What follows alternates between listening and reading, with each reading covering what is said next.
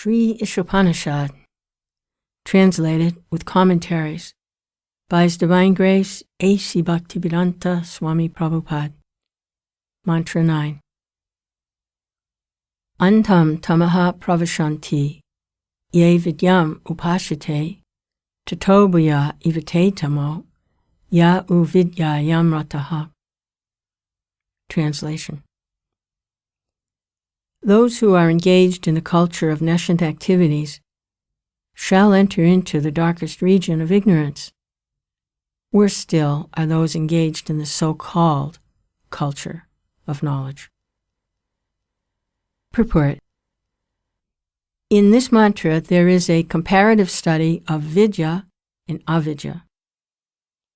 Avidya, or ignorance, is undoubtedly dangerous, but vidya, or knowledge, when mistaken or misguided, is even more dangerous. In modern human civilization, this explanation of Sri Isopanisad is more applicable than at any other time in the past. Modern civilization has advanced considerably in the matter of mass education, and yet the result is that people are more unhappy than before on account of too much stress on material advancement without any taste for the most important aspect of life, the spiritual aspect. As far as vidya is concerned, the first mantra of Sri Isopanisad has explained very clearly that the Supreme Lord is the proprietor of everything, and forgetfulness of this fact is called ignorance. The more a man forgets this fact of life, the more he is in darkness, and in view of this, a godless civilization directed toward the so-called advancement of education is more dangerous than a civilization in which the mass of people are less advanced. There are different classes of men called karmis, jnanis, and yogis. The karmis are those who are engaged in the activities of sense gratification. Almost 99.9% of the people in modern civilization are engaged in the activities of sense gratification under the flags of various activities such as industrialism, economic development, altruism, political consciousness, and so on.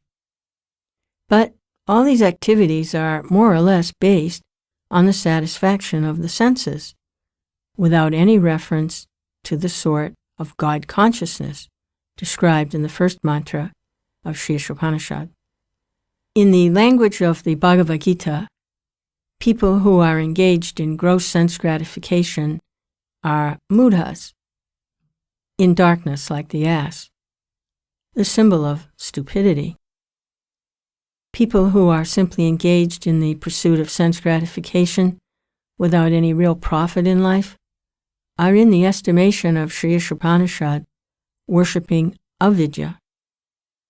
And those who play the role of helping this sort of civilization in the name of educational advancement are doing more harm than those who are on the platform of gross sense gratification. The advancement of learning by the godless people is as dangerous as a valuable jewel on the head of a cobra. The cobra decorated with such a valuable jewel is quite as dangerous as one which is not so decorated. Again, the advancement of educational activities by a godless people is, according to the Hari Bhakti Surodaya, a decoration for a dead body. In India, as in many other countries, some people follow the custom of leading a procession with a decorated dead body for the pleasure of the lamenting relatives. In the same sense, modern civilization is a patchwork of activities meant to cover the perpetual miseries of material existence. Such activities are targeted toward sense gratification. But above the senses there is the mind, and above the mind there is the intelligence, and above intelligence there is the soul. Therefore, the aim of education should be self-realization, realization of the spiritual values of the soul. Any education which does not lead to such a realization of life must be considered avidya, or nescience, and to culture such nescience means going down to the darkest region of ignorance. Such mistaken educators are known in the Vedic language by 4 names. 1. Vedavadarata. 2. Mayaya parita jnana. 3. Asurambhavam. 4. Naradama. The Vedavadarata people pose themselves as very learned in the Vedic literature, but unfortunately, they are completely diverted from the purpose of the Vedas. In the Bhagavad Gita, it is said that the purpose of the Vedas is to know the personality of Godhead. But these Vedavadarata men are not at all interested in the personality of Godhead. On the contrary, they are fascinated by such results as the attainment of heaven.